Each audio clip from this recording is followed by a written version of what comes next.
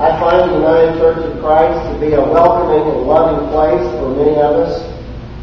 I can admit to a degree of bias, but I think I've had the chance to meet a few fellow UCCers around, especially around Oklahoma, a little bit in Kansas, and a little bit beyond that. But I think that the people in the pews are incredible and loving. I also will say that we have some pretty incredible leaders here in Oklahoma. I lift up Scott Jones as one of those. Robin Myers is one of those. Happy McCallie is a person who has been deeply meaningful to me. Some other names that you might not be familiar with include people like Leslie Penrose, who started Community of Hope in Tulsa. Rosemary McCombs-Maxey, who is a member of the Muskogee Creek Nation and is an active leader in our denomination.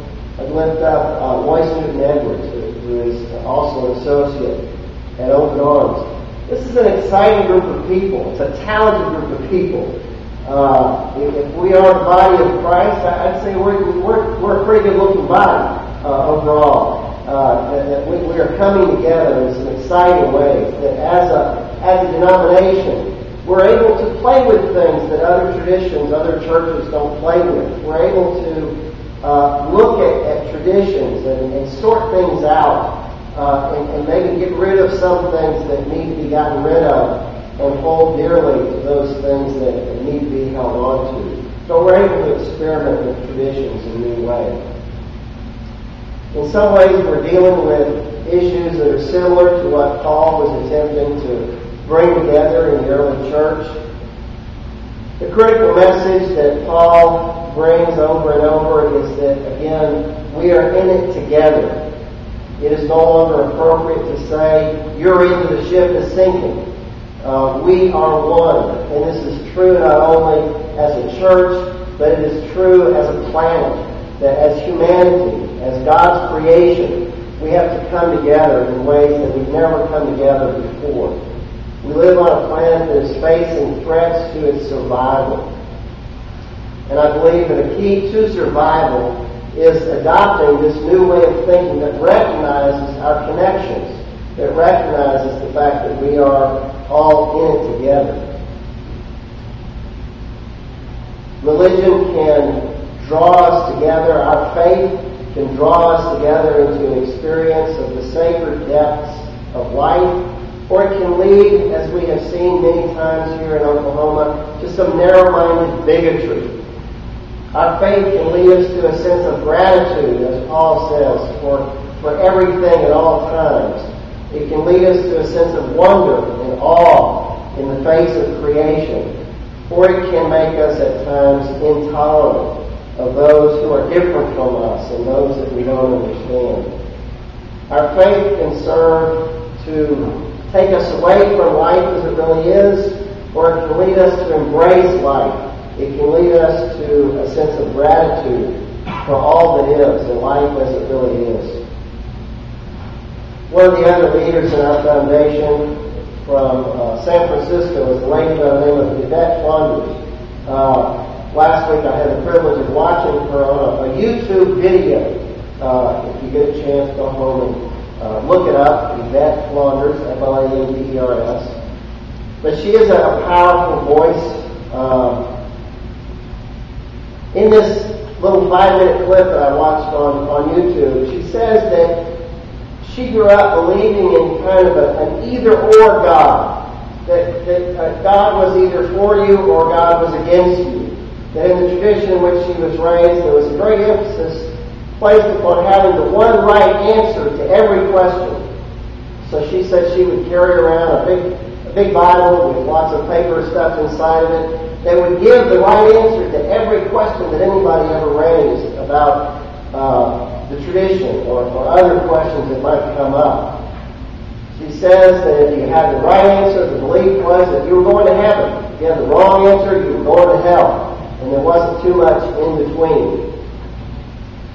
So Yvette has watched her own beliefs evolved over a period of time. She says she just turned 51. I'm 52. But she says that as she gets older, she finds herself not having many one right answers to many of life's important questions. She has given up in many ways on having the one right answer. Nonetheless, people come to her all the time seeking advice, being the wise pastor that she is. She says she finds herself saying a lot, "I don't know." People ask her questions in an attempt to reconcile various parts of the Bible. And she shrugs and she says, "I don't know." She says that even though she doesn't have many definitive answers, she finds herself increasingly at peace and confident about God's love in her life. I want to suggest that the answer of "I don't know" is the beginning of wisdom. That our encounter with the ultimate, our encounter with God, is the encounter with mystery, with the unknown. And if we can respond to that with a kind of surrender in saying, "I don't know," that is the beginning of wisdom. That there are no simple answers to be found in life. So Paul calls on the early church to express gratitude for all things at all times. I don't know about you, but I've had some events in my life that I have a hard time being grateful for.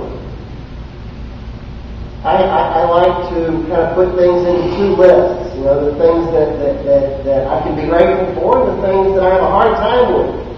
And the list on the right is a bit longer. There are a lot of things in life that I have a hard time being grateful for. And yet, this is the challenge that Paul puts before us. We've all had illusions about our lives at various times in various ways. We've had beliefs about ourselves or about the world or about other people in our lives that have been destroyed. And it's hard to give thanks when everything may at times feel like it's a terrible mistake. We all live in a degree of ambiguity that is at times uncomfortable. We live with contradictions. We live with partial truths, not simple answers or final answers. It is in this ambiguity that we seek to find the meaning of our lives, not in some dream world where everything works out nicely, but in the midst of pain, in the midst of what is sometimes tragedy, what is sometimes disappointment, we struggle, we are challenged to give thanks for everything at all times. I'm reminded of the psalmist who at times give thanks to God, and at other times sort of curses God or shakes his fist at God and says, "How long will you hide your face from me?" That's kind of the ambiguity, I think, that Paul is speaking to.